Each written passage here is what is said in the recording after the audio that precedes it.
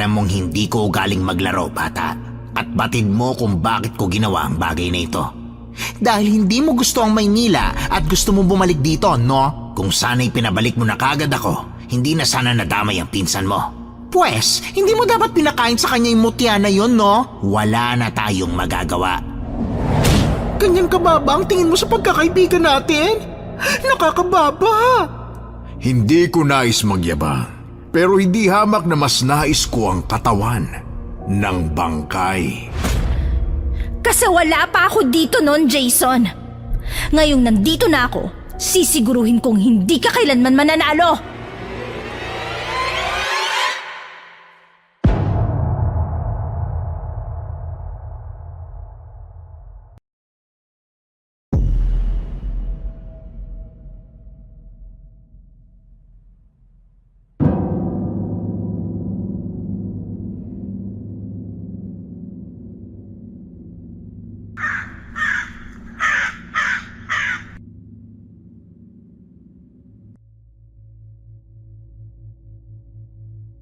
Ang buhay ay puno ng mga pagsubok.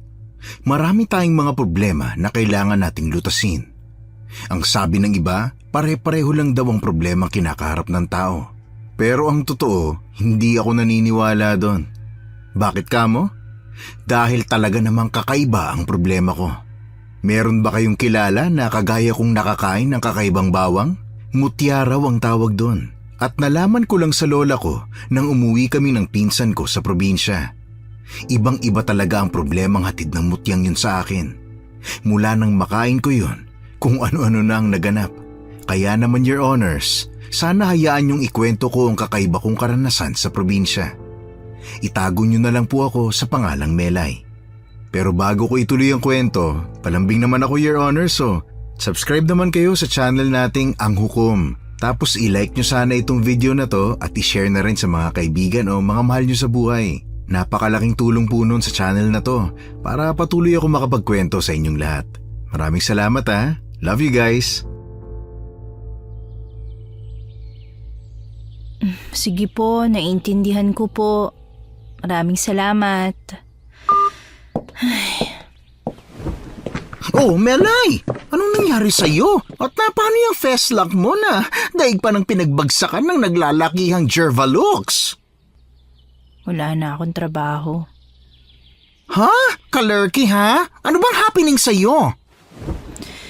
May kumakalat na chismis na buntis daw ako habang walang asawa. Ha? Kung sino man nagkalat ng balitang yon, siguraduhin niyang kaya niyang makipag one-on-one. Baka naman kasi naging good Samaritan lang siya. Loko, sa laki ng tiyan mo, dinaig mo pa si Virgin Mary kung sakali. Ay, naku, Yasnir. Huwag mo ko simulan sa mga banat mo, ha? Oh, eto na, serious na, ha? Sino ba kasing nagsabi at nagkalat na syuntis ka? Masyadong mabilis ang wifi connection niya, ha? At naunahan ako sa balita. Huwag lang talaga siya magpapakita sa akin, naku. Ay, huwag ka namang masyadong down. Mukha tuloy tayong may pinaglalamayan. O sige na, ngumiti ka na. Majubis ka lang. Huwag mong saluhin pati ang pagiging tsaka. Wala sa lahi natin yan, ha? Ewan ko sa'yo, bakla. He, ang mabuti pa, shot na lang tayo. Para happy ka na. Hindi ka pa ba nagsasawa sa lasa ng alak? Araw-araw kang nasa gimikan at buti na lang talaga wala ka pang sakit sa atay. Ay, grabe, ha? Sponty ang hangout namin ng friends ko. Walang alak kasi wala naman silang balak. Talaga lang, ha? Ano tong nababalitaan kung balak mong kumuha ng motor? Sino namang songbird ang nag-splook ng fake news na yan sa'yo? Bakla, mais ka. Ay nako, ikaw naman, no? Wala akong planong bumili ng motor, no? Tsaka na, pag may jowa na ako. Gaga kang bakla ka. Ano na, shot na tayo? Sige na nga. Ikaw ang bahalang bumili sa 7-Eleven dyan sa kanto, ha? Tinatamad akong kumilos. Araw-araw ka namang tinatamad, bakla. Huwag mo na nga akong lukohin. Sige na, sige na. Up to you na.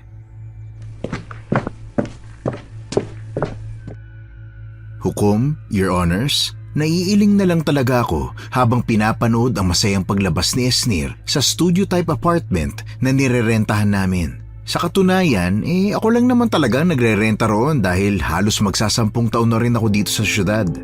Habang naghihintay sa baklang pinsan, ay kinuha ko na lang ang aking laptop para maghanda ng resume. Hindi rin naman ganun kalaking kawalan para sa akin ang mawalan ng trabaho. Swerte pa nga at may experience na ako mailalagay kahit fresh graduate pa lang naman ako. Yun nga lang, sa kamalas-malasan, nasibak ako sa trabaho dahil sa isang walang katotohanang pangmamarites. At habang ginagawa ko ng resume ko, narinig ko na ang mga yabag ni Esnir.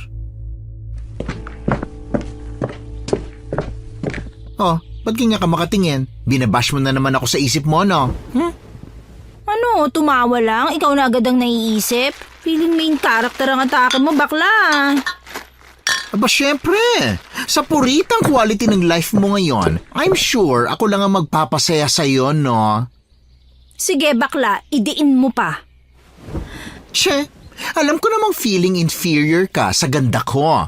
Kaya, pinapatawad na kita. Mama Mary loves you, kaya okay lang yan, ha? Alam mo, Esnir, mas madidepress yata ako sa mga sinasabi mo eh. Baka kapag nagtagal ako ng walang trabaho at ikaw ang lagi kong kausap, naku, baka maabutan na lang ako ni Lola na nasa mental institution na. Masyado kang basher ng ganda ko. Saan ba banda box, ha? Pakituro nga, hindi ko makita eh. Hay, sige lang, pagbibigyan kita ngayon. Salamat ah. Ay, eto nga palang binili ko. Ay, ang taray mo bakla, ah. Akala mo tsupapi ka sa lagay na yan at pinagkagastusan pa kita. Gaga, dapat lang no. Sino ba nakakita ng Dakota mong nota nung mga bata pa tayo, ha? Gusto mong i-chick ako sa mga boys mo yon, ha? Ew, kadiri! Imagine, mas malaki pa talaga ang nota mo sa kanila. Ay, ang bastos talaga ng bunganga mong babae ka. Nasa tama lang ako, Bax. Wala kang magagawa ron. Gifted ka sa department na yon. Diyan ka na nga at ilalagay ko lang to sa ref. Walang utang na loob. O hindi ah. Pinuri ka na nga, ikaw pang galit na galit dyan. Mautot ka sana sa sobrang tawa mo. Your Honors, nung sandaling yun, nakatuon ang mga mata ko sa screen ng laptop na kaharap. Inaabala ang sarili sa hindi ko patapos na resume. Marami rin ako naging dagdag credentials sa trabahong pinasukan ko, kaya sigurado akong pulido ang bawat impormasyon doon. Dinig ko rin bilang background music ang pagtalak ng madaldal na bading habang abala ito sa gin pomelo na tinitimpla. Sa katunayan, hindi talaga ako mahilig uminom katulad ni Esnir. Pero dahil ginusto kong makalimot sa sama ng loob, dahil na rin sa pagkawala ng trabaho, pinagbigyan ko na ang aking pinsan. O bakla, ikaw muna. Sigurado ka bang hindi nakakamatay yan? Hoy, grabe ka ha? Yan ang paboritong inumin ng mga X-Men. X-Men? Di yung mga dating lalaki na girl na ngayon. Yung mga hindi na kinaya ang paghihintay sa pagbaba ng Diyos at nagladlad na. Gaga ka. Pero maiba tayo. So what's your plan now? Ano pa ba? Di maghanap ng bagong trabaho. Private school naman ang pinasukan ko. Susubukan ko mag-apply sa DepEd. Hanggat hindi ka pa nag-grind, ako muna bahala sa renta, okay? Ang bait natin ngayon, bakla. Hindi bagay? Akot ni Lola sa atin nung mga bata pa tayo. Anong panakot? Totoo sila, no? Wala, sige na. Totoo na nga sila. Ikaw yata ang malalasing sa ating dalawa ngayon, ah. Sanay na ang bahay alak ko, Bax. Hoy, huwag masyadong mataas ha, lalo na't hindi naman bagay sa height mo. Ang pride mong singtaas ng tore ni Rapunzel. Baka mamaya tawagin mo na ang uwak, imbis na songbird. Bakit naman ako tatawag ng uwak? Kung alam ko nahihilo na ako, di hihinto na. Ay wow, responsible drinker ang atake mo riyan, Bax. Hindi mo kasi ako katulad na masiba. Ayoko ng hangover, no? Your Honors, nakita ko pa ang paboritong pag-irap ng mata ni Esnir kaya natatawa akong napailing bago dumakot ng cornic na nasa lamesa. Pagkatapos nun, inisang lago ko lang ang alak na si Esnir ang nagsalin. Meron pang nahulog na bawang kung kaya't walang arte ko tong pinulot bago isinama sa nginunguyang chichirya. Hindi namin napansin na pasado 12:00 na ng gabi, kaya naman nagsimula na kaming magligpit ng mga kalat namin. Tahimik akong napahawak sa dingding ng kusina dahil sa pag-ikot ng paningin. Dinig ko mula sa maliit naming sala ang tawa ni Esmir na nangaasar. Hoy! Bax! Ano, dapat ko bang ipakita ang inner Hulk ko para mabuhat kita sa CR? Umikot lang ng konti. Di naman ako lasing. Hindi daw. O sige, Bax, sabi mo eh. Huwag ka nga matalak dyan. Sukahan kita dyan eh. Hoy! O sige na nga, yung totoo ba? Kailangan mo ba ng tulong? Kaya ko na. Seryoso ka? Oo nga. Kaya mo pa ba yung ginagawa mong pagliligpit? Ano akala mo sa akin? Mahinang nila lang. Sa inuman? Oo naman, no? Hina mo kaya. Your Honors, dumiretso ako sa kusina para ituloy ang pagliligpit. Nang matapos ay tahimik na akong pumunta sa kwarto ko. Bale, kortina lang ang nagsilbing hati kaya kami nagkaroon ng mga kwarto. Si Esnir naman dun na lang nanatili at natulog sa mahaba at luma naming sofa sa sala. Pinaubayan na niya sa akin ang single na kutsyon na pinagamit na rin ng landlady sa amin. Nagising ako sa tunog ng cellphone na nasa tabi ko lang pala.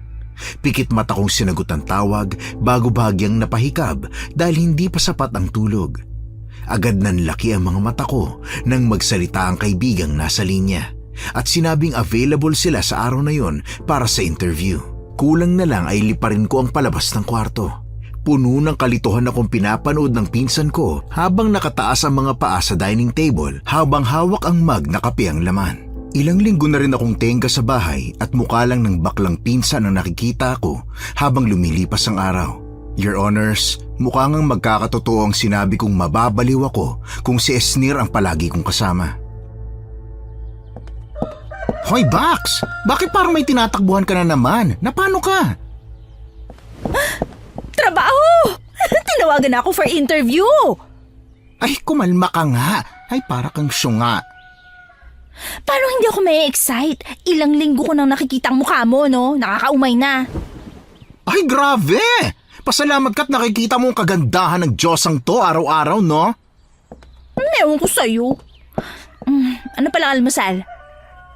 May binili akong pandesal sa lako kanina. Nagpainit na rin ako ng tubig. Mag-almusal ka muna bago ka umalis. Caring naman talaga.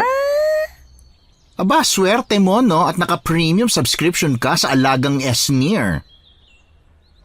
Hayaan mo na. Ako lang naman ang inaalagaan mong babae eh. Kadiri kaya? Bakla ka. Oh, sige. Kiss na lang ang baby boy na yan. Ay, ano ba naman yan? Mandiri ka nga! Yuck! Your Honors, natatawa kong pinanood ang paglayo niya sa akin, kaya naman pinagpatuloy ko lang ang pagtitimpla ng kape bago tuluyang naupo sa upuan na inalisan ng maarte kong pinsan.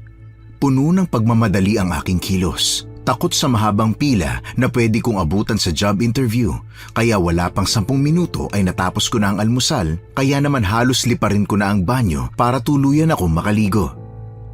7:00 ng umaga ako nakarating sa pilahan ng mga jeep na sasakyan ko. Masyadong malayo rin kasi ang opisina ng DepEd, kung kaya ayos na rin na maaga akong makarating doon. Saktong pagkarating ko sa sakayan ay may jeep ng may laman at malapit nang mapuno. Kaya naman wala na akong inaksayang oras at sumakay na rin. Nang tuluyan akong maupo ay halos mangunot ang noo ko nang mapansin kong unti-unting lumalayo ang mga pasahero sa pwesto ko. Taka kong pinagmasdan ng iba pero nagiiwas lang ang mga ito ng tingin. Nagtatakip pa sila ng ilong at bumubulong sa katabi. Unti-unti akong kinain ng hiya dahil sa kanilang mga reaksyon. Pasimple kong inamoy ang sarili pero wala naman akong naamoy na kakaiba. Ano bang problema nitong mga to? Bakit kung makatikom ng mga ilong parang ako ng pinakamabahong nilalang na naaamoy ninyo? Ano? Anong problema? Bababa na ako, Manong! Napakaarte ng mga pasahero nyo! Kakainis!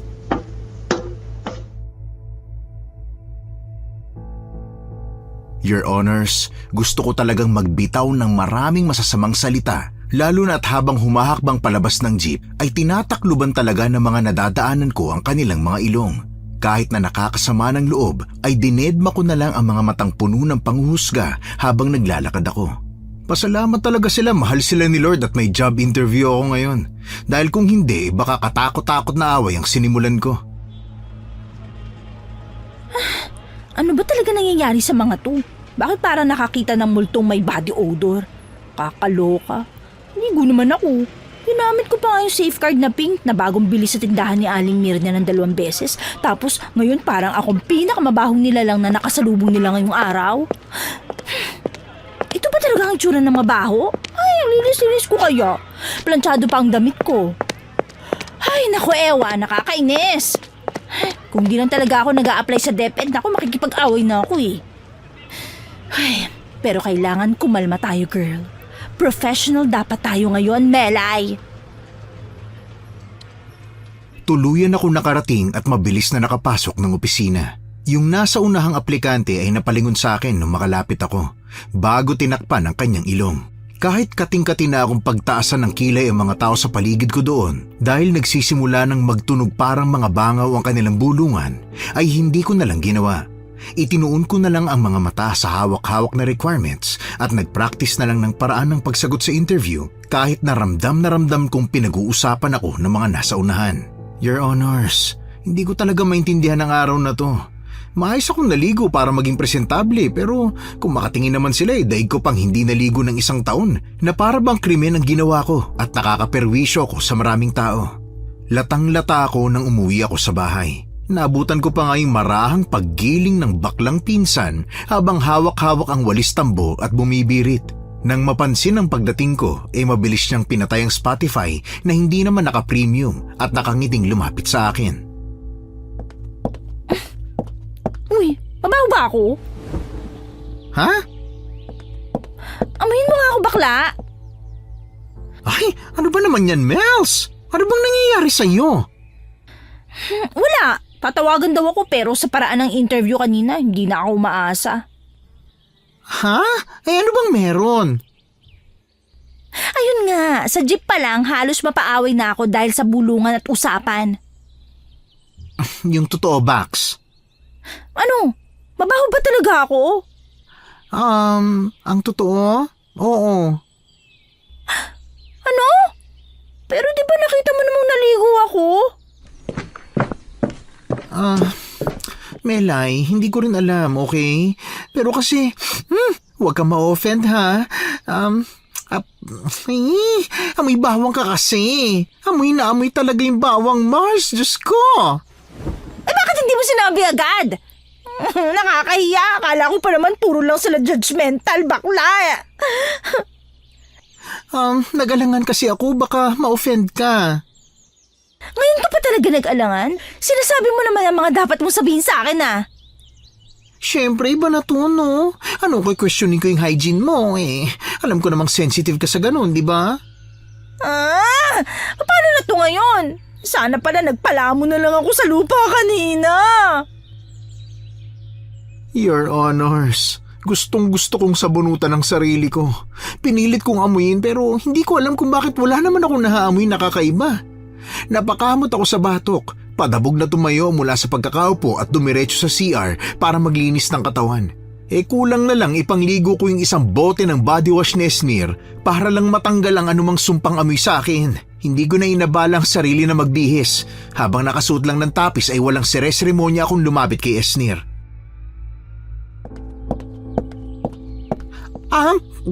Hoy, babae. Anong gagawin mo? Huwag ka nga OA. Kala mo naman. Amayin mo nga ako. Hindi na safeguard ang ginamit ko. Ha? Don't tell me yung body wash kong ginamit mo! Di ko sasabihin. Ay, bakla ka! Victoria's Secret kaya yon? Oh my God, ang mahal nun! Napaka-OA Sige na, amuyin mo ako. Bakla! Ang dami pa nito kanina! Anong ginawa mo? Di ko nga maamoy ang sarili ko Malay ko ba na mabaho pa rin ako? Kasi naman, bakit yung body wash ko pang pinakialaman mo? Hindi effective yung safeguard na pink Baka expired na. Gaga ka! Sige na, lumapit ka. Singutin mo ako. Dali. Ano ba naman yan? Nakakadiri! Buti sana kung chupapi ka, no? Ako pang magpapaligo sa'yo. Napakatagal naman.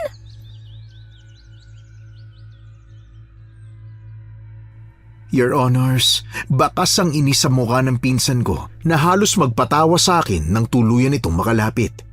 Mariing itinuto ko ang mga mata sa pagbabago ng ekspresyon sa mukha ni Esnir at nang makita ang may halong pandidiri ay hindi ko na alam ang gagawin.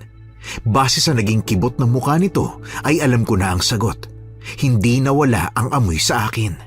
Your Honors, hindi ko talaga alam kung blessing ba ang nangyaring ito lalo na at hindi naman talaga pagtatrabaho agad ang gusto kong gawin after graduation. Ang nauna kong plano ay magbakasyon sa probinsya dahil matagal na rin mula nung makadalaw ako sa libingan nila mama. Pero mukhang dahil sa mga nangyayari, yun na nga ang aking magagawa ngayon. Parang wala na rin akong mukhang maihaharap sa mga taong nakasalubong ko at nakausap kanina. Ay, ano ba kasi nangyayari? I'm being cursed ba or what? Hindi ko alam. Kailan ba ito nagsimula? Kailan ako nagsimulang mamaho? It sounds so gross. My God! Siguro yung kinabukasan pagkatapos mong mawala ng trabaho? What? Ganon na katagal? Akala ko lang talaga kasi self-aware ka naman. Sa tingin mo, matatali na ako na mabaho ako? Ganon ba kababoy ang tingin mo sa akin? Slight. Sneer naman Kumalma ka kasi muna. Paano ba ako kakalma kung parang bawang na tinubuan ako ng mukha sa amoy ko? Siguro, seasonal yan. Anong seasonal? Next week or month, amoy sibuyas naman ako, ganon? Parang ganon na nga. Ay, ewan ko sa'yo, nakakainis ka. So, ano nang plano mo ngayon? Kalat na balita na buntis ka raw kaya nasibak ka sa work mo. Sa labas? Oo, pinagkakalat ng mga marites na thunder sa labas. Paano nalaman? Makwento ko, ha? Ay, gaga!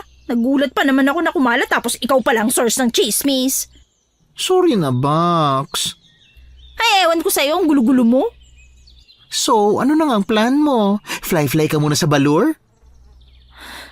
Katulad ng pinlano ko dati na hindi natupad, bakasyon muna sa probinsya. Ayan, tama yan. Para complete package na ang chika ng mga marites na nag-fly ka sa province kasi guilty as charged ka. Pwede ba bakla? Nasistress ako sa'yo Alam mo ba yon na parang mapapaanak ako kahit hindi ako buntis kapag kausap kita? Ay, grabe, ha? Sana sinamahan mo na rin ng kagandahan ko ang cravings mo. Para naman kahit papano mahawaan ko ng ganda ang imaginary baby mo. Diyan ka na nga. Sana mautot ka. Yung tipong ikaw lang ang makakaamoy. Your Honors, iniwan ko na sa sala si Esnir dahil wala rin namang magandang maidudulot ang pagkausap ko sa kanya.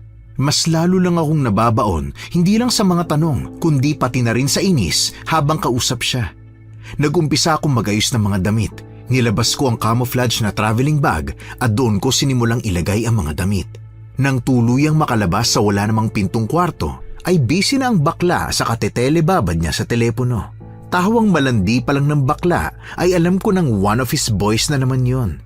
Siguro ay nasa stage pa lang sila na binobola siya at sinasabihan ng kung ano-ano para magpabili ng rubber shoes o hindi naman kayaan mag-sponsor ng jersey uniform para sa liga ng barangay.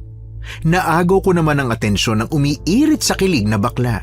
Mabilis siyang nagpaalam sa kausap bago niya tuluyang binaba ang telepono.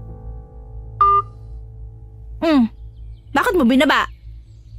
Hoy, hindi yun ganun, no? Huwag ka nga masyadong judgmental. Bakit? May sinasabi ba ako? Wala, pero kitang-kita mula ulo hanggang paa. Alam ko ang nag-fly na thought dyan sa maliit mong utak, no? Don't worry, hindi ko galing mag-splook. Ay, talaga ba? As if hindi kita kilala. Putyo-putyo mo. Hindi nga ganun yon, okay? Friends lang kami. Na gusto mo. Mahal mo. Ay, nako, magkaibigan na kami, no? Oo na, narinig ko na yan. Magkaibigan kayo pero gusto mo nga, umaasa ka. Baka lang naman na... Baka mahulog sa'yo kapag binigay mo lahat ng gusto, kapag inalagaan mo. Hoy, masyado na masakit yung biro mo, ha? Mukhang di lang ako ang kailangan ng retreat Pero Bax, hindi ba talaga pwede? Mabait siya, marespeto. Nire-respeto niya ako. Kasi may kailangan siya sa'yo, kasi may binibigay ka. Pero... Sinasabi ko sa'yo to, hindi dahil sa ayaw ko maging masaya ka, Esnir.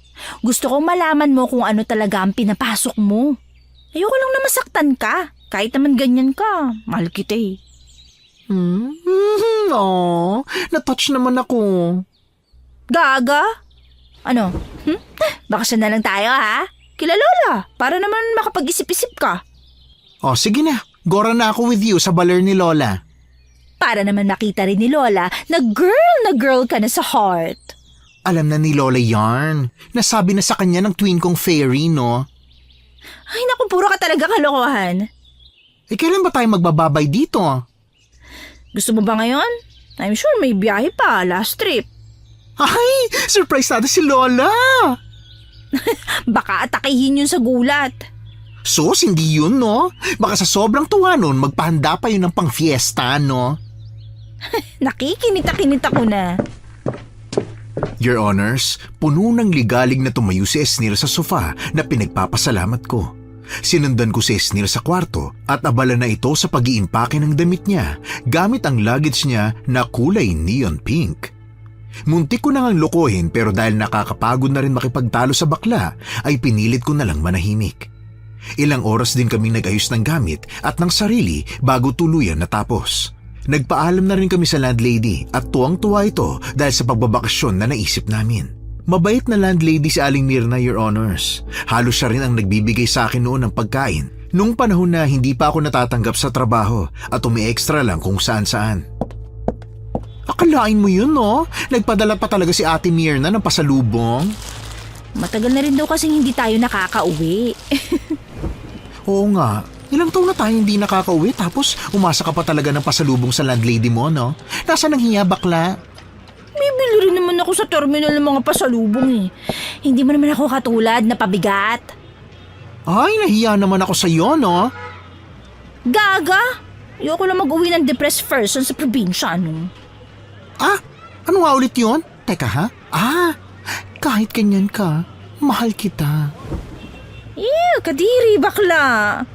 Mahal mo naman ako. Bakit ko ba sinabi yun? Kasi nga mahal mo ako. Oo na! Shut up na! Your Honors, nakarating kami sa terminal ng madilim na ang langit. Dahil nakukonsyos pa rin ako sa amoy ko, ay siniguro ko na nandoon ako sa may bintana. Pinaupo ko rin si Esnir sa tabi ko para wala na akong ibang makatabi. Halos iyakap ko sa sarili ko ang suot kong jacket. Takot na umaalingasaw ang amoy sa buong bus. Napansin yun ni Esnir kaya naman tahimik niyang ibinigay sa akin ang pabango niya. Kahit na alam din niyang wala rin naman yung magagawa. Your Honors, ilang oras ang naging biyahe namin. Magbubukang liwayway na nang marating namin ang mga palayan. Halos manlaki ang mga mata ko dahil sa laki ng pinagbago ng lugar. Ang matalahib na takbuhan namin nung mga bata pa kami ay naging sementado na. Iilan na lang din ang ektarya ng taniman dahil sa mga nakatayong bahay o kaya naman mga planta sa lugar. Ano nangyari? Wala eh, nadamay na sa sibilisasyon. Ganito na to nung umalis ka? Hindi ganito kalala na parang nasa syudad ka na rin, pero may ilang mga nakatayo na. Ay, kakapanghinayang naman. Kamusta naman pala sila, Tio? Yung lupa natin, nadamay rin ba? Yung lupa natin ang isa sa hindi nila mabili-bili.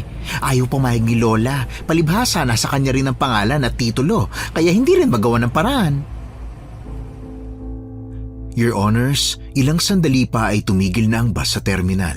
Mabuti na lang at may nakapila na agad na tricycle, kaya hindi na kami nahirapang sumakay. Habang kinakarga ni Esnir ang mga gamit namin katulong ng driver sa bubong ng sasakyan, napansin ko ang paminsan-minsang tingin ng driver sa akin. Iba ang pakiramdam ko sa paraan ng kanyang pagtingin. Bigla akong pinanlamigan ng katawan kaya mabilis kong iniwas ang aking tingin at mabilis ang sumakay sa loob ng sasakyan. Siniguro kong hindi ko ulit makikita ang mga tingin ng lalaking yon. Ilang sandali pa ay nawala na ang sibilisadong daan. Unti-unti naming naramdaman ang pamilyar na lubak sa dinadaanan ng tricycle. Maya-maya pa ay tuluyang huminto ang sasakyan kaya namulat agad ang aking mata. Tanaw ko sa di kalayuan ang aming lola. May hawak-hawak pa siyang ilang piraso ng halamang gamot. Mukhang katatapos lang niyang manggamot. Nang huminto ang sasakyan, ay kunot pa ang noon nitong kinikilala ang sakay. At nang makababa na si Esnir, ay agad itong nagulat at sinalubong kami. Jane! Marshall! Naku, narito na mga pinsan nyo! Lola! Ay, ang ganda pa rin natin Ay, puro ka talaga kalokohan. Ano nangyari sa iyo, Melay? Ay Lola, pabayaan mo na yan. Pagod sa biyahe yan kaya ganyan, haggard. Hindi. Alam ko ang bagay na yan. Ano ang iyong ginawa at nangangamoy sa iyo ang mutya? Lola, ano yung mutya? Mutya? Ano pong mutya, Lola? Halika. Sa loob na natin to pag-usapan. Ha? Bakit ako? Sigurado akong sa'yo nang gagaling ang mutya na yon kung nakain ng pinsan mo. Sinabi ko na sa'yo, hindi ba? Hindi mabuting makipaglaro at makipag-ugnayan sa mga nilalang na hindi normal. Anong kinalaman nila rito? Teka, sandali lang. Hindi ko maintindihan ang pinag-uusapan nyo Lola, anong mutya? Yun ba ang dahilan kung bakit ako namamaho? Sa palagay ko ay nakain mo ang mutya ng bawang. Sobrang tapang ng amoy ng bawang sa'yo. Paano hindi mo alam ang bagay na yon, Esnir?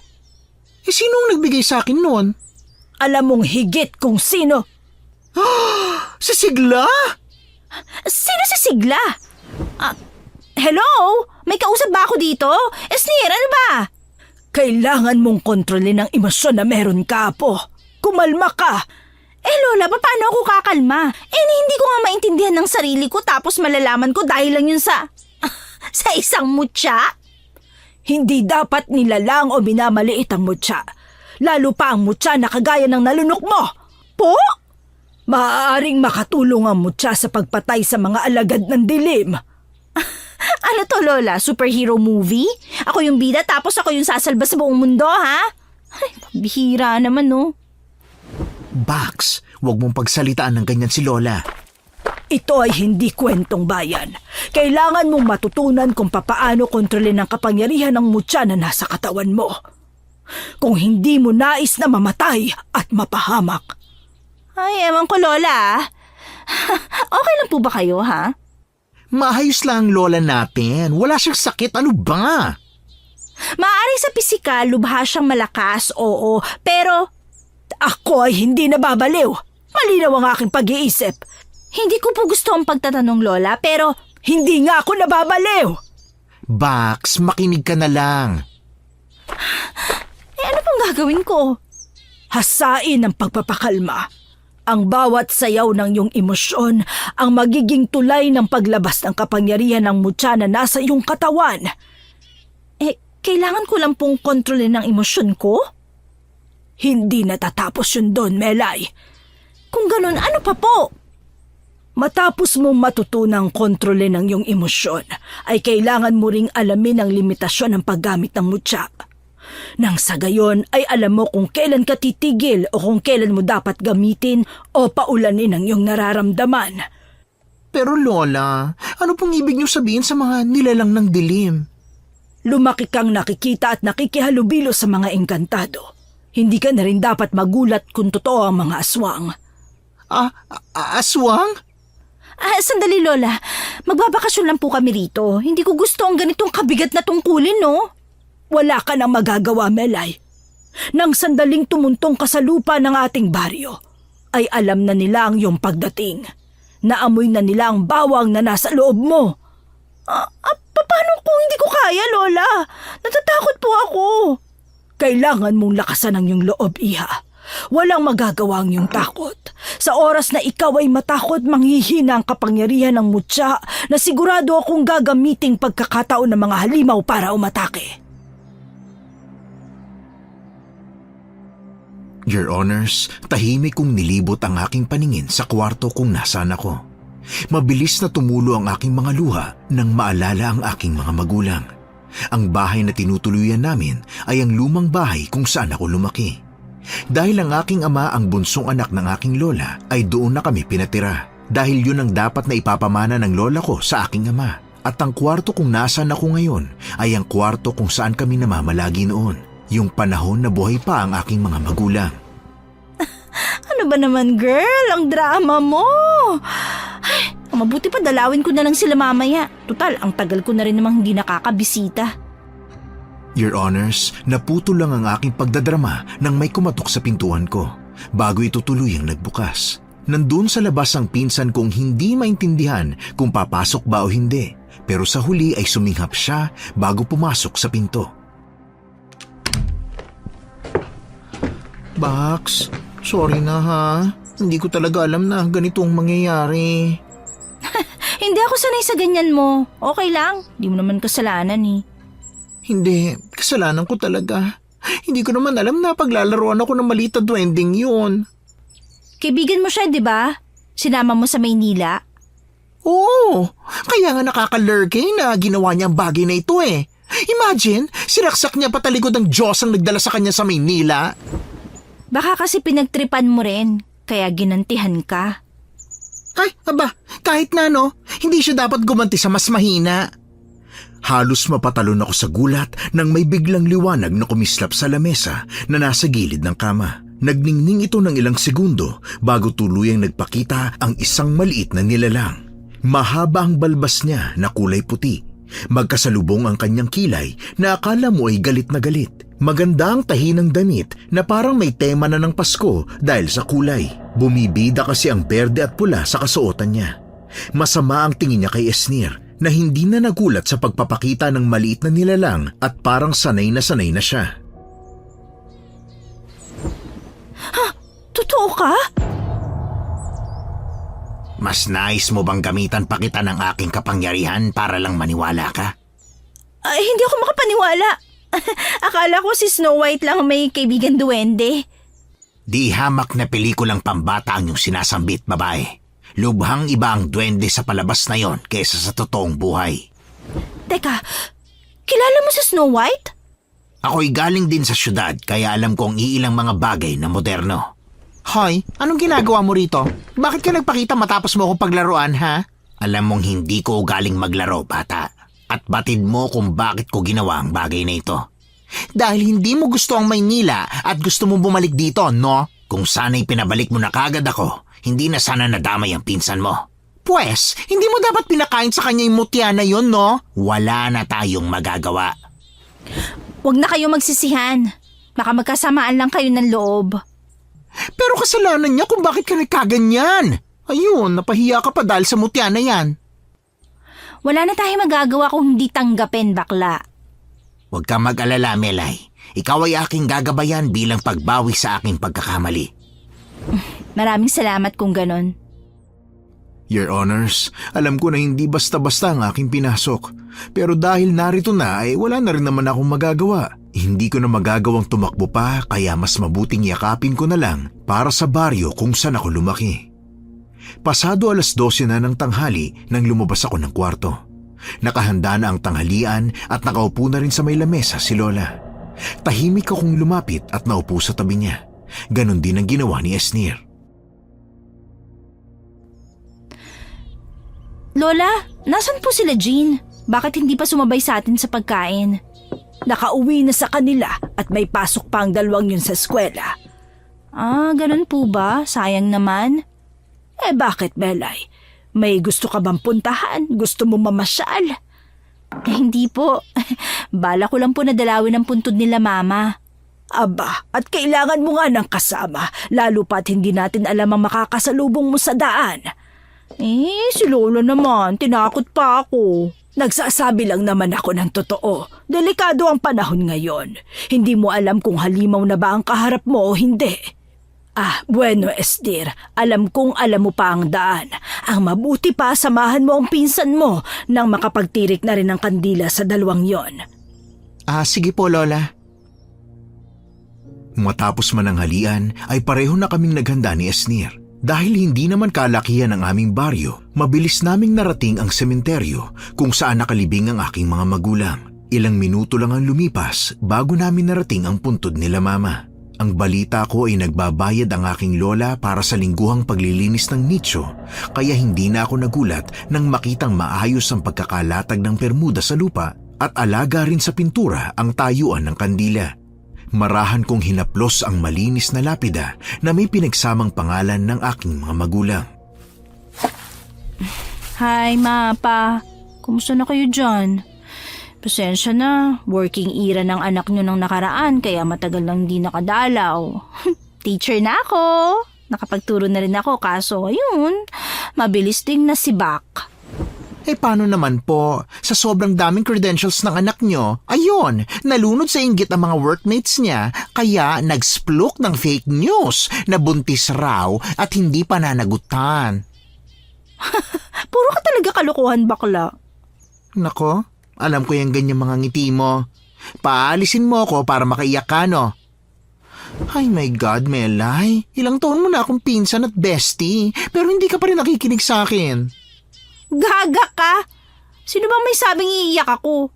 Gusto ko lang ipabulong kila Papa kung sino yung mga marites na nagkwento ng fake news para mabigyan ko ng autograph sa muka. Mukha kasing fan na fan ko at nadala na ang pagdidelusyon sa totoong buhay. Ay, gusto ko yan! Tita, tito, pabulong din sa akin ha, para mabigyan ko ng freebies. Naging magaan ang bawat minuto, Your Honors, kaya hindi namin namamalayan na unti-unti nang dumidilim. Mas lumamig ang simoy ng hangin sa paligid.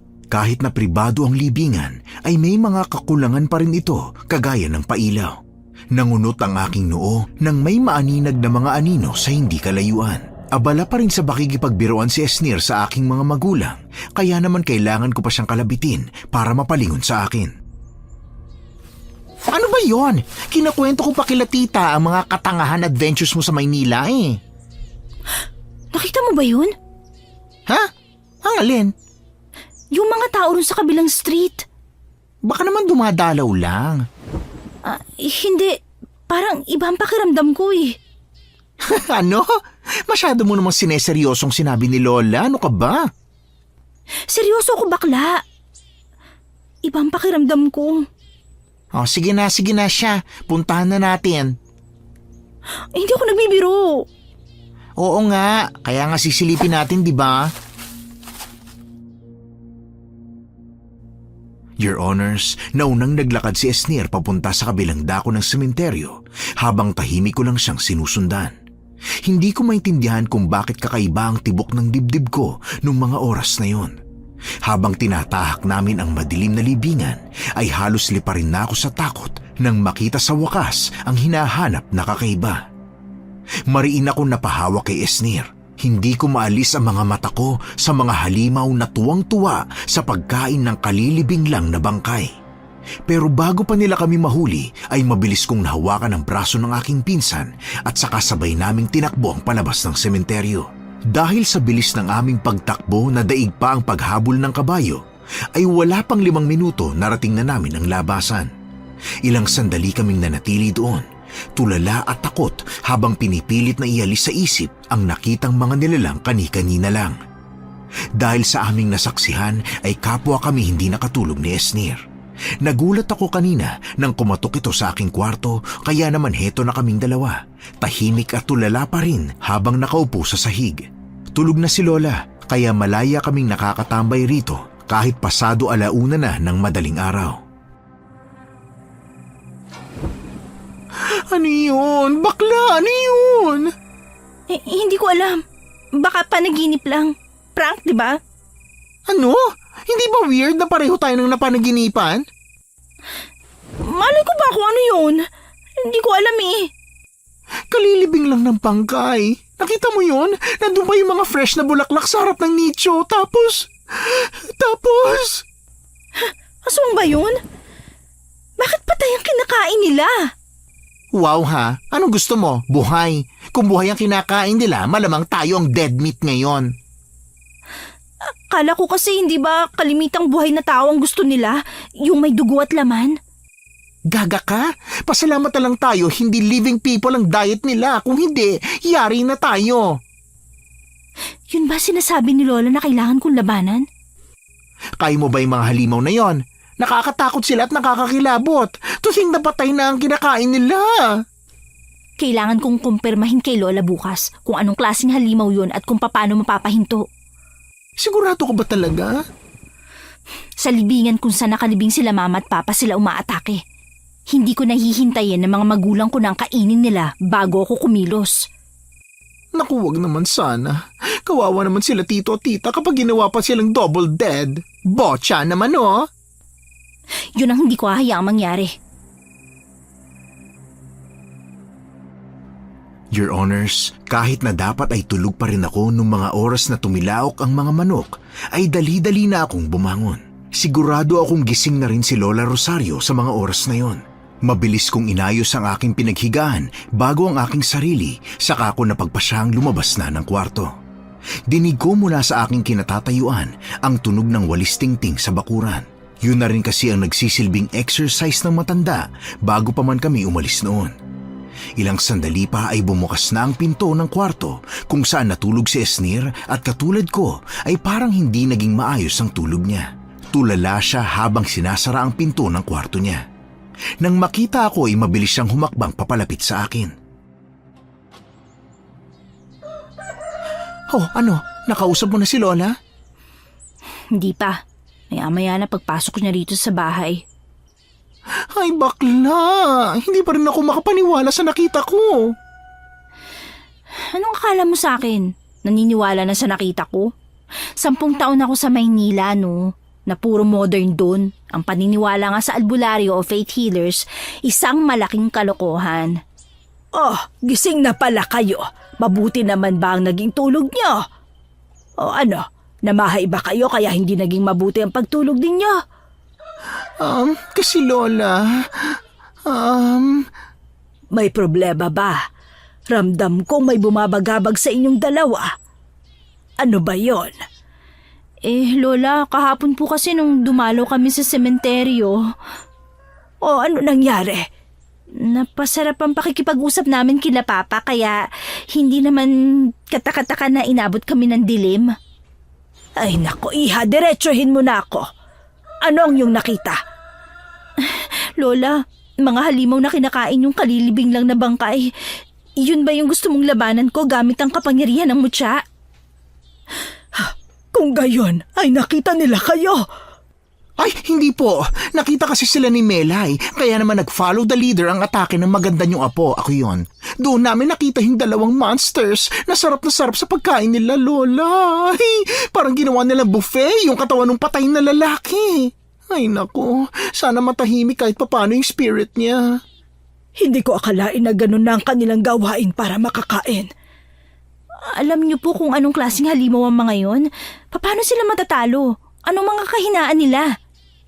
Natutuwa ako sa pinapakita mong dedikasyon para lumaban, iha. Hindi ko na dapat hintayin na atakihin pa nila sila mama bago ako lumaban, Lola. Kaya kailangan ko po ng kasagutan ngayon. Balbal ang inyong nakita.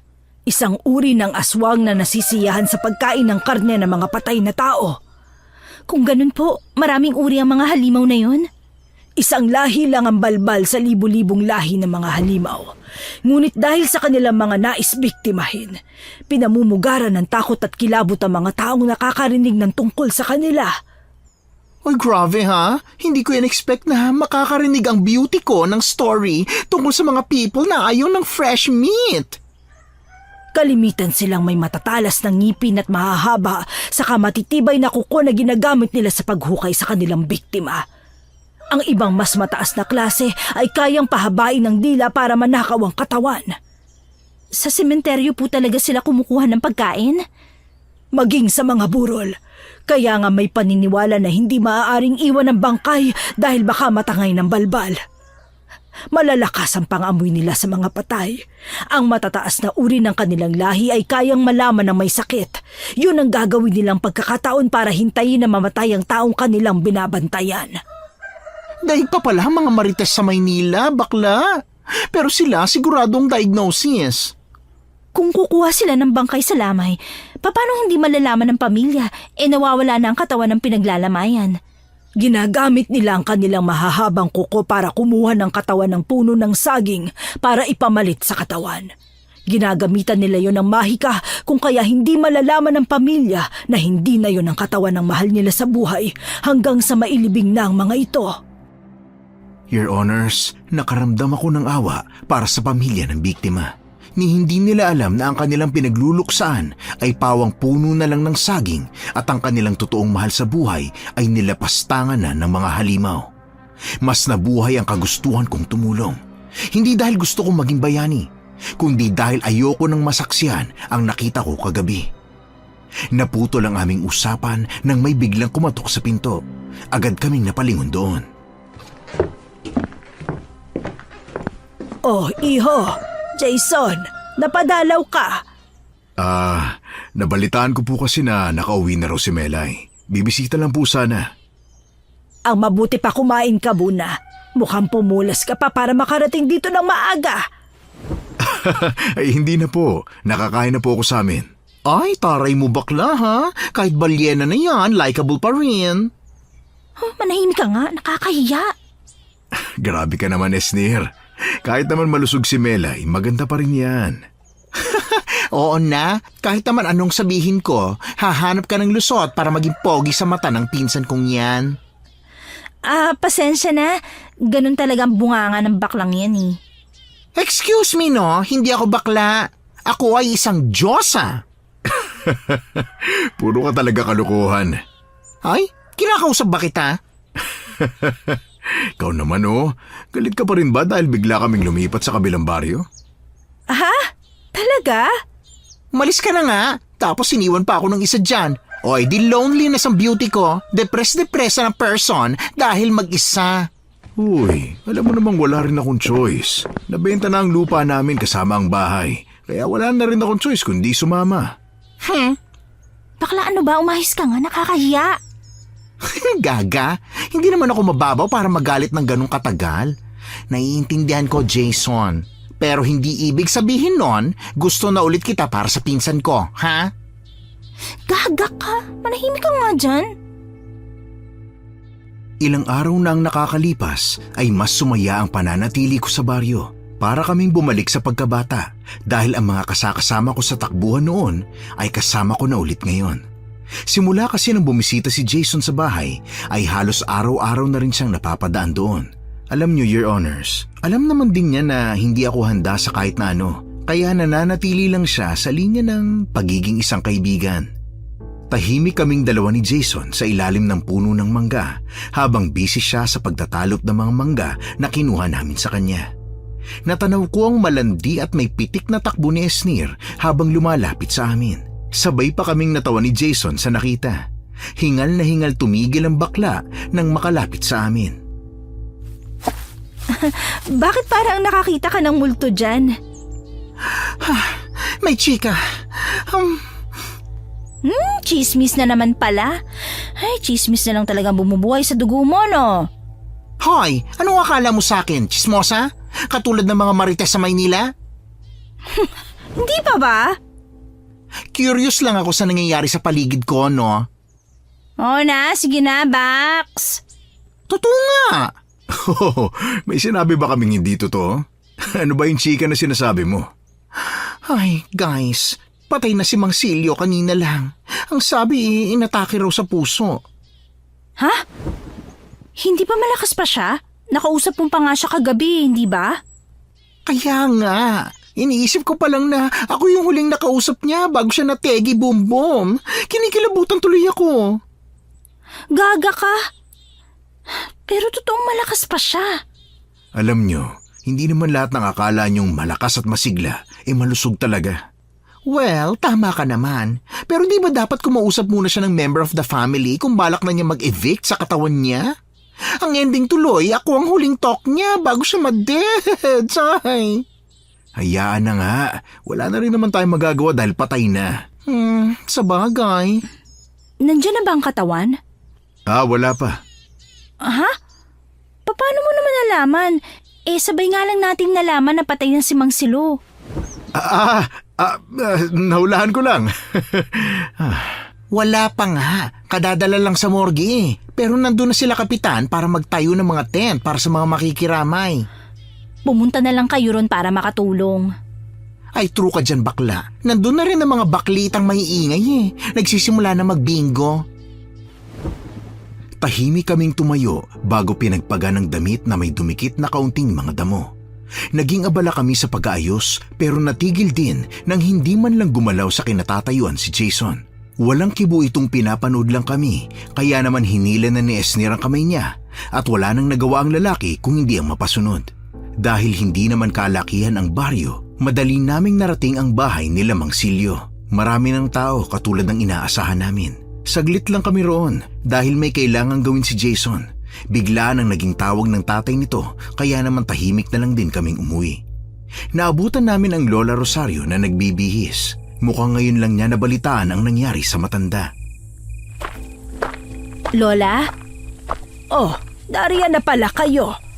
pupunta po ba kayo sa patay? Kailangan kong damayan si Lucia. Lola, atake ba ang mga balbal ngayon? Maaari. Sa ngayon ay naaamoy na nila ang katawan ni Silo. Kung ganun, kailangan nating bantayan ng lamay. Tama ka, Melay.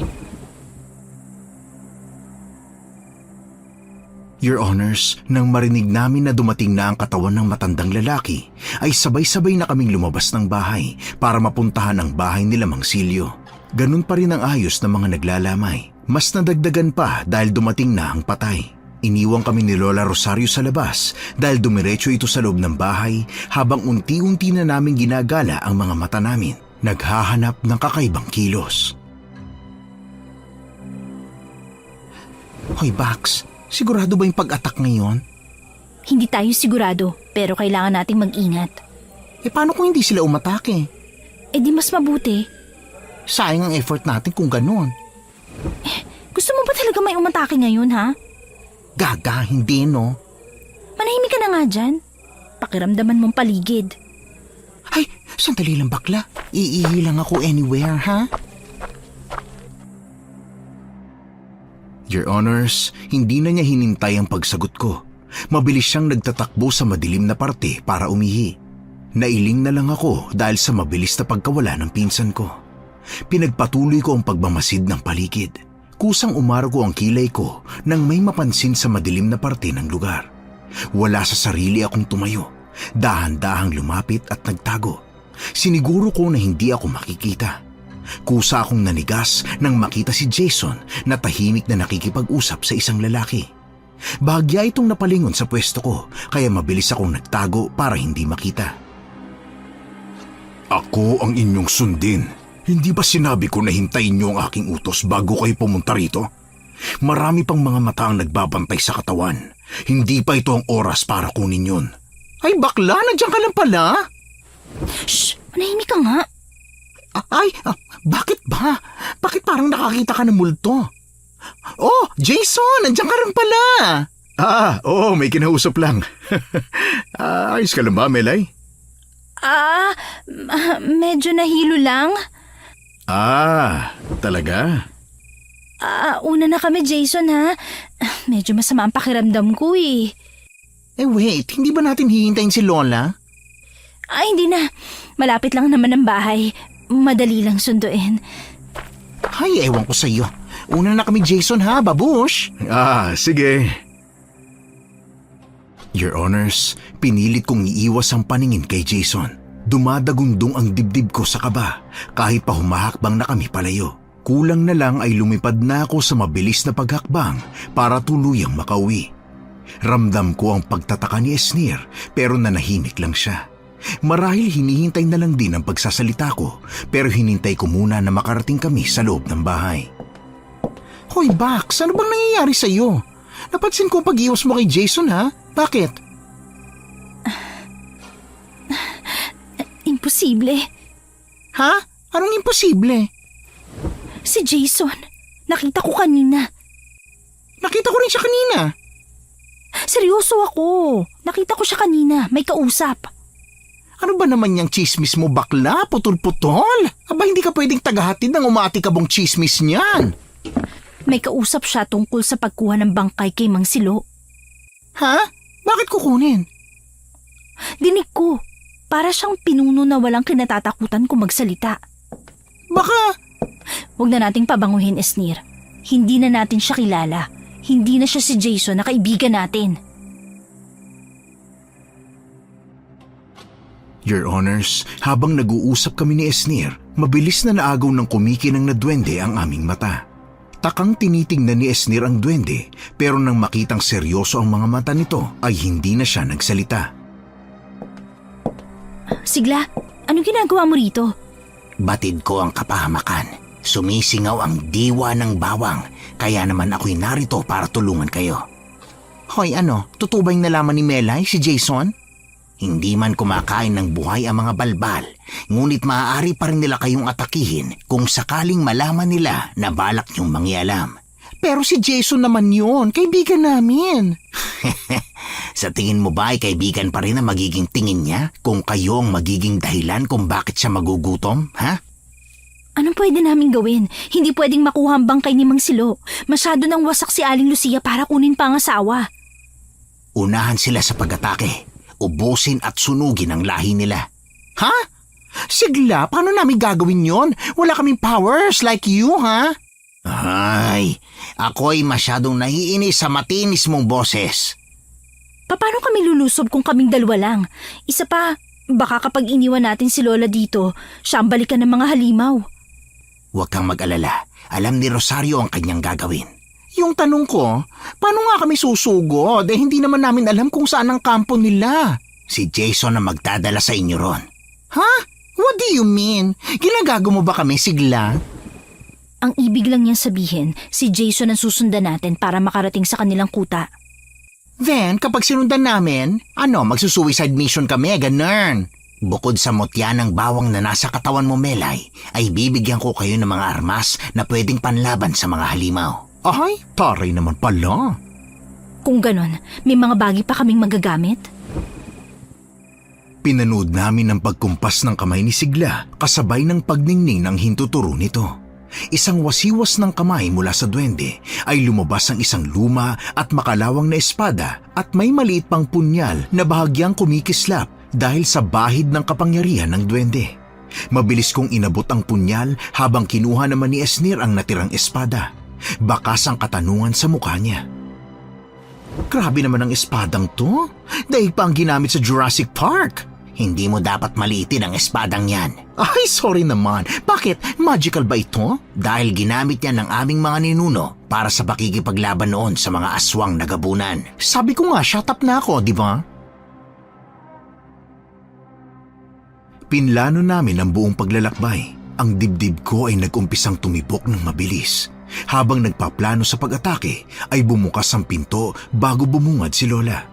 Halatang nagulat ito nang makita ang duwende sa aming harapan. Pero hindi na lang siya nagsalita at tahimik na lang na lumapit sa amin matapos siguruhin na nakasara ang pinto. Hindi pa siya naligayahan at sumilip muna sa bintana sa labas. Tinitingnan siguro kung may nakasunod sa kanya. Oh, ano nangyayari? Bakit abalang-abala kayo? Lola, alam na namin kung sinong pinuno ng balbal.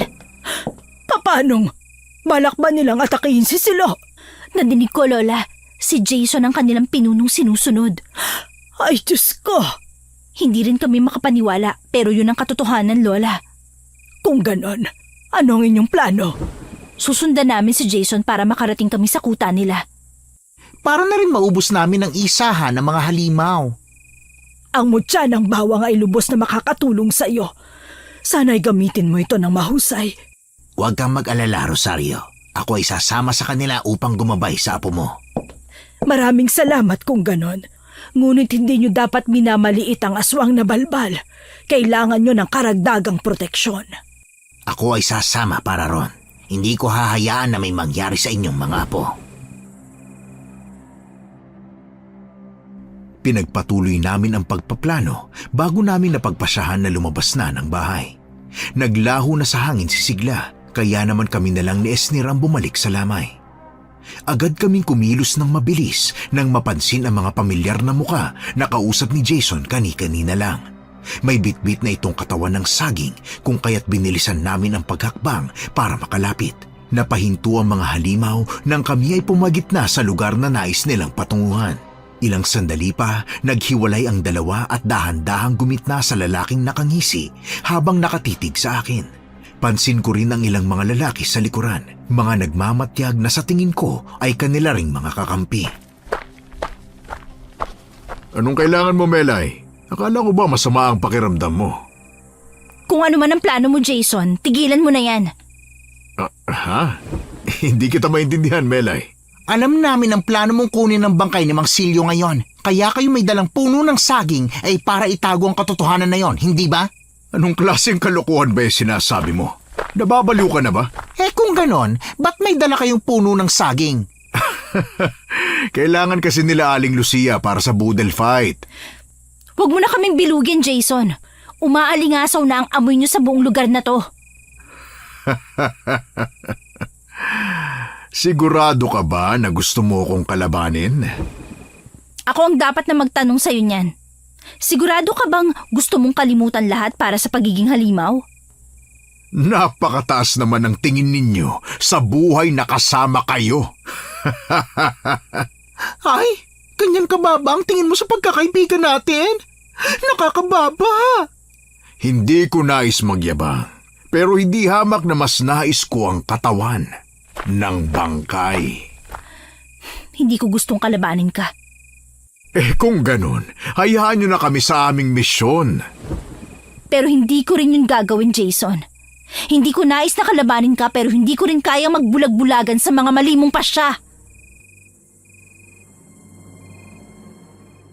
Mabilis akong gumawa ng distansya sa pagitan naming dalawa. Napapikit pa ako ng ilang segundo bago kumalma at minulat ang aking mga mata.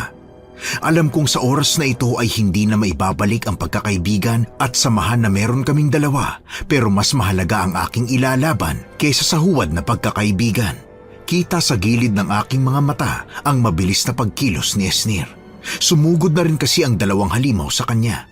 Mabilis akong bumulong sa hangin at unti-unting nabalot ng isang klase ng balabal ang katawan ni Esnir.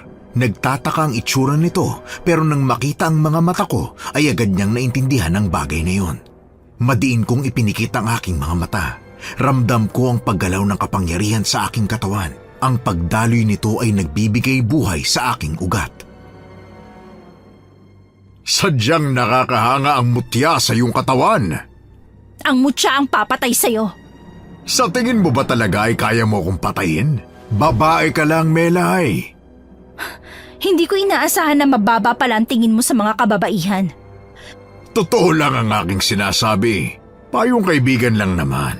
Itigil mo na ang iyong kahibangan kung ayaw mong mamatay. Mas gusto ko mamatay na lumalaban kaysa mamatay na puno ng takot dahil sa mga halimaw na kagaya mo. Naramdaman ko ang paglabas ng puting usok mula sa aking katawan. Kasabay nun ay ang paghina ng mga halimaw sa harapan ni Esnir. Ngunit hindi tulad ng mga yon, hindi man lang nanghina sa usok na pinamalas ko si Jason. Bukas pa ang mayabang na ngisi sa mukha niya habang pinapanood ang bawat ekspresyon ng mukha ko. Parang isang mahiwagang usok ang lumukob sa paligid, ngunit hindi ron natigil ang mutya. Ang amoy nito ay kumalat sa paligid. Yan lang ba ang pinagmamalaki mong kapangyarihan? Ang maglabas ng amoy ng bawang? Huwag ka masyadong mayabang. Isang napakahinang bagay, pinagmamalaki mo pa sa akin. Ay, sadyang nakakaawa ka, Melay. Sa tingin mo ba, ganun ako katanga na maghahamon dito kung yun lang ang aking panlaban? Ilang sandali pa ay nanaig ang katahimikan. Napangisi ako kahit na nanlalamig ang aking palad dulot ng kapangyarihan na nais ilabas ng mutya sa aking katawan. Mula sa aking kinatatayuan ay gumapang ang mga ugat ng halaman sa lupa. Mabilis na hindi nabigyan ng pagkakataon ng mga ito na makailag. Hindi katulad ng ugat ng mga puno na malalaki at lubhang matitigas. Ang ugat na gumagapang dahil sa kapangyarihan ng mutya ay maliliit ngunit mabilis ang paggapang sa lupa. Akala ko ay doon na yun matatapos, ngunit mula sa madilim na parte ay unti-unting lumabas ang ilang mga lalaki. Mapupula ang mga mata at walang mababakas na emosyon sa muka. Lumapit sila kay Jason. Agad naman silang binati ng kanilang pinuno. Doon ko lang din napansin ang bilog na buwan sa langit kung kaya't huli na bago ako makailag. Ang mga lalaki ay sabay-sabay nagbago ng kanilang anyo. Humaba ang kanilang mga dila. Ang muka ay naging kulubot habang ang mga kuko ay humahaba.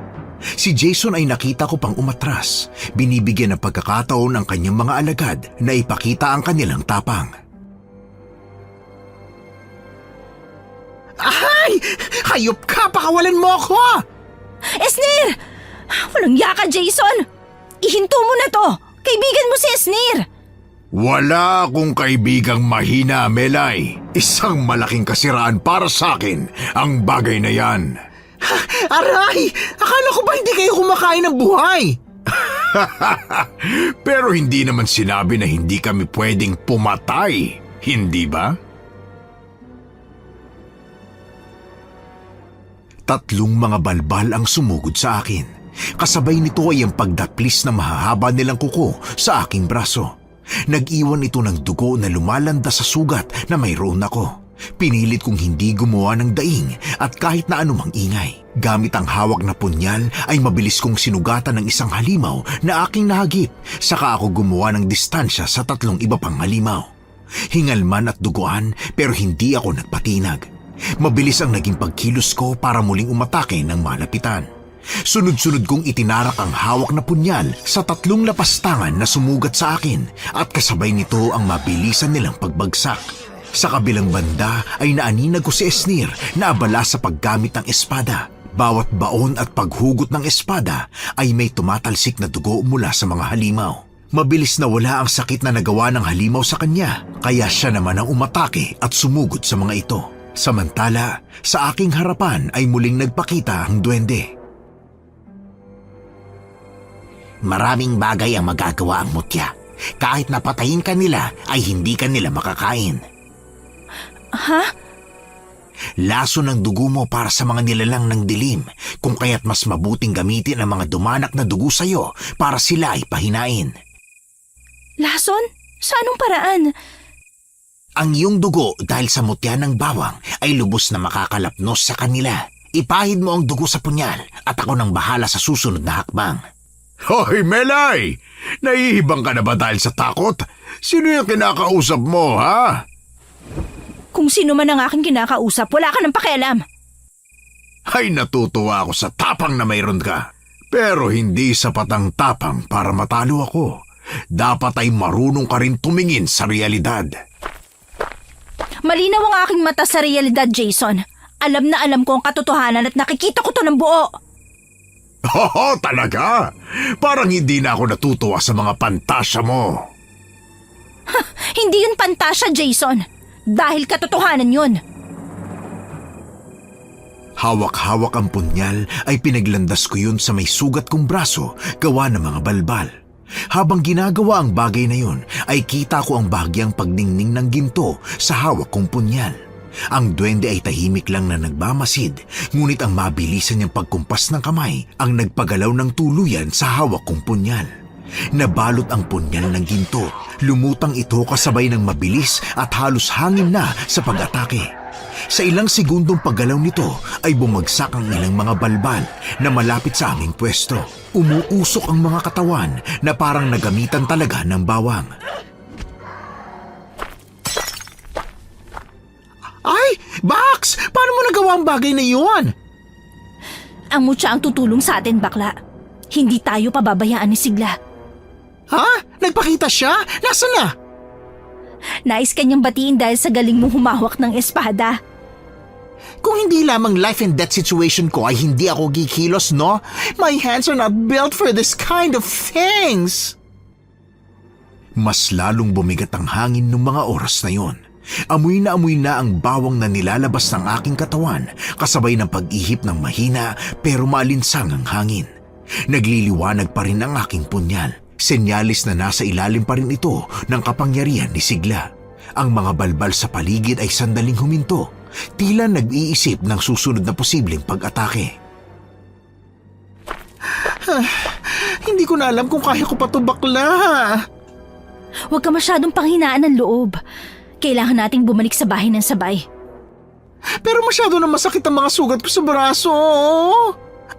Hindi ito ang oras para sa kaartehan mo. Umayos ka! Aray! Haplusin mo ang sugat niya gamit ang dugo mo, Melay. Makakatulong yon para ito ay maghilom. Your Honors, ganun na nga ang aking ginawa. Habang abala ang nagliliwanag na punyal, ay mabilis akong lumapit kay Esnir.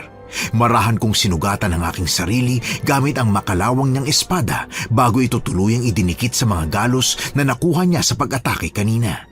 Gaya ng sinabi ni Sigla ay mabagal na nagsasara ang malalim na hiwa na mula sa mga halimaw. Kasabay nito ang pagkakaroon muli ng kulay ng kanyang muka. Ang ngisi sa labi ang bumungad sa akin nang lingunin ko ang mukha ng pinsan. Bakas na ang kalakasan nito nang tumayo muli at mariin na ang pagkakahawak sa espadang kanyang gamit. Tapusin na natin ang bagay na to. Hindi ka natakot? Paano ang peklat kung sakali? May sebo de macho naman para sa scars. Ayoko bang mamatay, no? Bakla, balik tayo na Maynila pagkatapos nito, ha? Why not? I'm sure wala nang issue mo na nabuntis ka, no? Hoy! Hindi ako natutuwa na itinuturing yung laro ang bagay na ito. Kasi naman, Mars, hindi kami kasing sama mo na mabubuhay sa pakikipag-away para lang sa sarili mong ambisyon at kagustuhan. Ano bang mali sa aming ginagawa? Hindi ba mas mabuti ito kumpara sa ibang lahi ng aswang na buhay ang kinakain? Ninanakaw niyo ang mga bangkay! Tinatanggalan niyo sila ng kapayapaan sa kabilang buhay! Pero mas maayos pa rin yun kumpara sa pagkain ng buhay na tao. Tingnan nyo, hindi na nasasaktan ang aming mga pagkain dahil wala na silang pakiramdam. Hindi pa rin tama ang ginagawa mo! Ano bang pinagkaiba natin? Kayo ay bumibili ng mga karne ng patay na hayop para kainin. Samantalang kami ay kumakain ng karne ng patay rin. Wala tayong pinagkaiba. Sa tingin niyo ba ay walang kaluluwa at emosyon ng mga hayop na pinapatay niyo para maging pagkain? Ha? Magkaiba yon. Natural na sa tao ang bagay na yon. At natural din sa amin ang pagkain ng karne ng patay na tao. Huwag kang antonta, Melay. Huwag mong ipakita sa nasasakupan ko kung gaano ako katangang pumili ng magugustuhan noon. Huwag ka mag-alala, Jason. Kinakahiya ko rin na pumayag ako magpaligaw sa'yo noon. Mabuti na lang at mahal ako ng Diyos kaya dinala ako sa Maynila bago kita sagutin. Nawala ang emosyon sa mukha ni Jason. Mabilis ang naging pagkilos ng mga balbal. Ni hindi ko na maaninag ang bawat hakbang na kanilang ginagawa. Kasabay ng pagtama ng liwanag ng buwan sa katawan ni Jason ay unti-unti na itong nagpalit ng anyo. Ang mga kuko ay higit na mahahaba. Ang dila ay parang lubid na sa haba at ang mga mata ay halos maging pula na lahat. Ang laway sa bunganga ay tumutulo at ang muka ay nababalutan ng mga gitla na parang naging matanda. Higit na malaki ang katawan nito sa iba habang nababalutan ng itim na usok ang kanyang katawan na sa tingin ko ay nagsisilbing proteksyon. Atakihin ang mga tao at patayin! Huwag silang hayaan na manatiling humihinga! Duwag ka! Nagtatago sa likuran ng iyong mga alagad? Sinong bading sa ating dalawa, ha? Alam ko namang sapat na ang aking mga alagad para kayo ay patayin. Ay, hindi na ako makapaghintay na matikman ang inyong laman mamaya. Sa tingin mo ba hayaan kung mangyari ang bagay na yon? Alam kong matapang ka, Melay, pero hindi tapang ang solusyon sa lahat. Dapat ay alam mo rin kung kailan ka dehado sa laban. Alam ko kung kailan ako dehado. At hindi yun ngayon. Sa isang iglap ay muli kong nahawakan ng punyal na pinahiram ni Sigla sa akin. Walang pagdadalawang isip, mabilis kong hinarap ang mga naglalaway na halimaw sa aking harapan. Habang hawak ang punyal, ay buong lakas kong itinarak yun sa isang balbal sa aking harapan. Kasabay ng pagpapagapang ko ng kapangyarihan ng mutya sa aking mga ugat na mabilis na naglalabas ng puting usok. Dahilan kung bakit bumagal ang mga galaw ng mga ito. Bahagyang nasusunog ang mga balat habang patuloy na humahaplos ang puting usok sa kanilang katawan. Ilang mga balbal ang bumabagsak dahil sa usok habang patuloy ako sa pag-atake gamit ang aking punyal. Hindi nila magawang makalapit ng tuluyan dahil sa mga sugat na ako ang may gawa sa aking katawan. Unti-unti silang sinusunog ng aking dugo, kung kaya't nagkaroon sila ng takot sa paglapit at pag-atake. Mga inutil! Ubusin niyo sila! Parang natakot na sila sa paglapit, Jason. Matatalino rin ang mga alagad mo na dapat mong ikatuwa. Ako ang inyong sundin! Patayin ninyo ang dalawang yan at ibigay sa akin ang mga katawan! Ay, wala ka nang kawala, Jason. Ang mabuti pa sumuko ka na. Kailanman ay hindi nabubulilyaso ang aking plano. Hindi ako kailanman matatalo ng isang hamak na tao lang. Kasi wala pa ako dito noon, Jason. Ngayong nandito na ako, sisiguruhin kong hindi ka kailanman mananalo. Hangal! Ubusin ang kanilang dugo at ialay sa akin! Naging alerto kaming dalaw ni Esnir nang biglang lumusob sa pwesto namin ang mga natira niyang alagad. Mahigpit ang hawak ni Esnir sa kanyang espada habang pinapanood ko ang bawat galaw ng mga balbal na lumalapit sa amin habang madiin pa rin ang hawak ko sa punyal. Mula sa aming likuran ay ramdam ko ang presensya ni Sigla. Bigla na lang nag-ilaw ang hawak na espada ni Esnir, kasabay nun ang pagbabago nito ng laki. Mas tumalas din ang talim nang haplusin ito ng gintong liwanag. Nang kami ay malapitan, mabilis ang aming naging paggalaw. Isang saksak lang mula sa espada ay agad yung bumabagsak. Hindi alintana ang pagkakasunod-sunod ng pag-atake ay mas binilisan pa namin ang bawat diin at hugot ng aming mga sandata.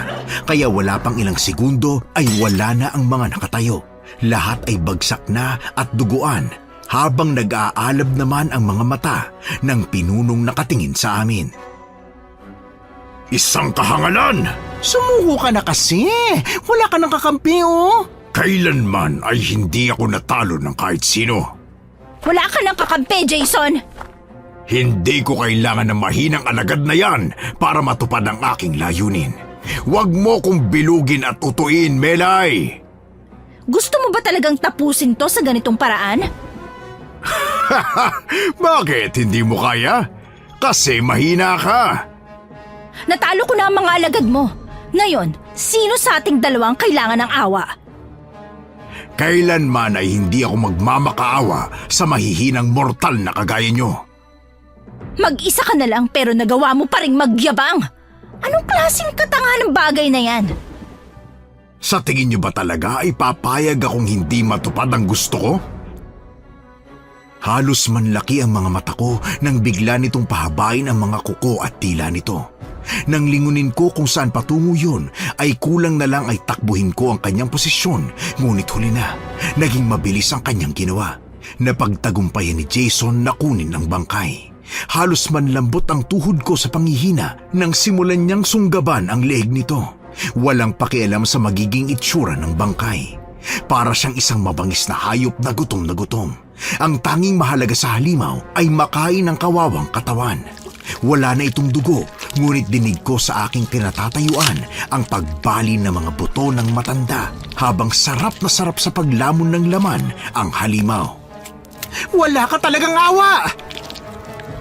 Tinuring kang pamilya ng matanda tapos ito ay gaganti mo sa kanya? Masyado kayong malalambot.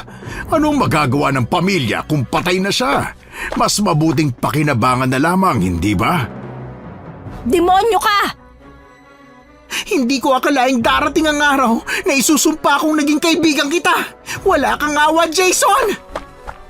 Hindi ko inasahan ang biglang paglusob ng aking pinsan sa sayang-sayang halimaw. Hindi ko na siya kayang tawagin sa kanyang pangalan dahil hindi naman ganun ang pagkakakilala ko sa taong yon. Patakbong umabante si Esnir habang hawak ang espada bago niya pinaulanan ng saksak at pag-atake ang halimaw. Mabilis itong nakailag, tila natuwa pa sa ginagawang pag-atake ng pinsan ko. Hindi na ako nag-aksaya ng oras at sumugod na rin. Hawak ang aking punyal at ang angking kapangyarihan na unti-unti kong pinagapang sa lupa ay tuluyang nabuwal at natumba si Jason. Hindi niya inasahan ang bahagyang paglalaro ng mga ugat na sumibol sa kanyang nilakaran. Pumulupot sa kanya ang maliliit at maninipis na ugat ng bawang. Pinipigilan siyang makatayo. Mabilis akong tumakbo sa kanyang gawi.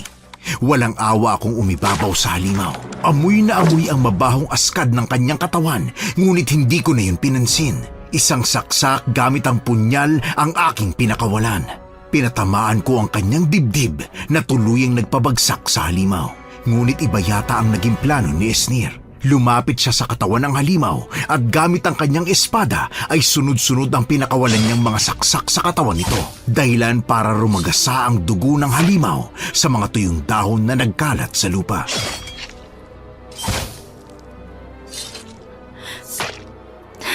Tama na, Esnir.